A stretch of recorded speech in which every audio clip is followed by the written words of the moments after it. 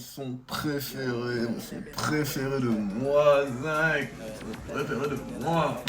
Et c'est dur à dire, mais en vrai, mon son préféré de moi, c'est Love Belt. Hashtag Love Belt.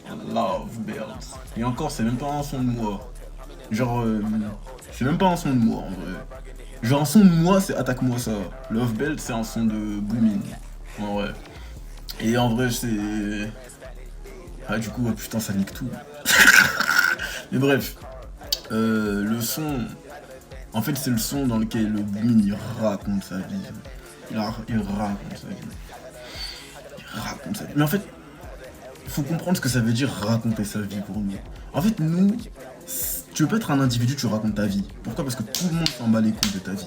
Tu vois. Même nous, j'ai presque envie de dire, en fait, on s'entend raconter notre vie, on s'en bat les couilles. Parce que je veux dire, on va se dire, ouais, gros, en vrai, on est trop chaud. Genre, là, ce que tu me racontes, on s'en bat les couilles. Parce que je veux dire, c'est-à-dire, en fait, genre, raconter ta vie, le vrai art de raconter sa vie, c'est Carty qui nous l'a appris. Surtout, c'est Carty qui l'a appris à Boubine. Carty l'a appris que, en fait, pour vraiment raconter ta vie, il faut être capable de toujours, quand tu parles, dire des choses dont les gens se soucient, mais tout en ayant conscience de tes sentiments.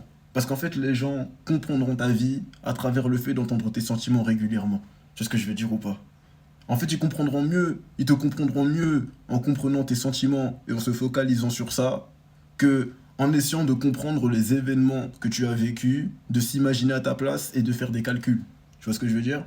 Du coup, en fait, ce son, c'est le moment. Et encore, je dis les gens, mais il faut vraiment comprendre que là, je parle, parce que comme je parle à vous, je le raconte sous cet angle-là. Mais moi, quand je fais ce son, je suis tout seul. Tu vois. Quand je fais ce son, la dimension dans laquelle je raconte ma vie, elle est différente. C'est que nous, en fait, dans tous les cas, on est des gens qui manifestent, tu vois. On est des gens qui flexent. En fait, notre vie est différente, tu vois. Et genre, en fait, ce qui se passe, c'est que nous, on va raconter, on va dire ce qu'on a à entendre, tu vois. Et ce que les gens ont à entendre, on va dire ce qui doit être dit, tu vois. Mais par contre, c'est comme si la vraie histoire, le vrai message, c'est comme si le démon était au-dessus en train de le porter dans le son.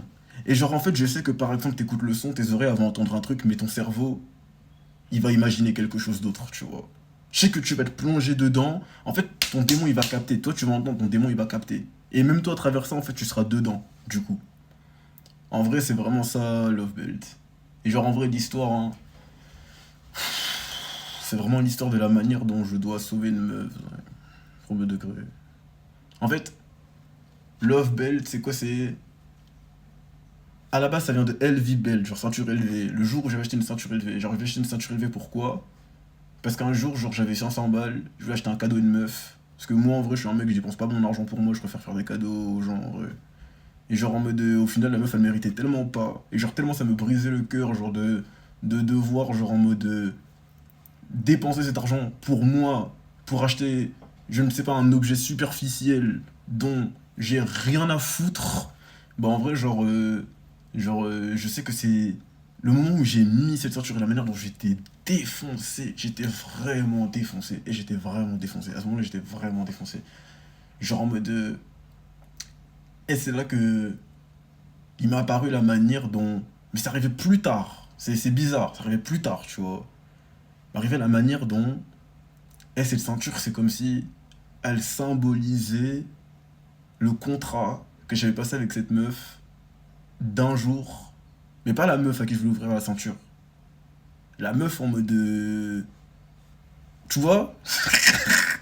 Mais genre, c'est comme si ça symbolisait le contrat que j'avais passé avec cette meuf qui n'existe pas, d'arriver à la sauver un jour en mode. Et genre, cette meuf, genre, ça fait hyper longtemps qu'elle est présente dans mon crâne en mode. Et cette meuf, par exemple, je l'ai déjà représentée. Elle ressemble à la cover de mon album Bot, ok? C'est-à-dire que mon album Bot, la cover, c'est ce à quoi ressemble cette meuf. Et genre en mode, ma ceinture, c'est comme genre un espèce de talisman, tu vois, un talisman, tu vois, un artefact qui m'empêche d'oublier cette histoire. Tu vois ce que je veux dire ou pas? Bref.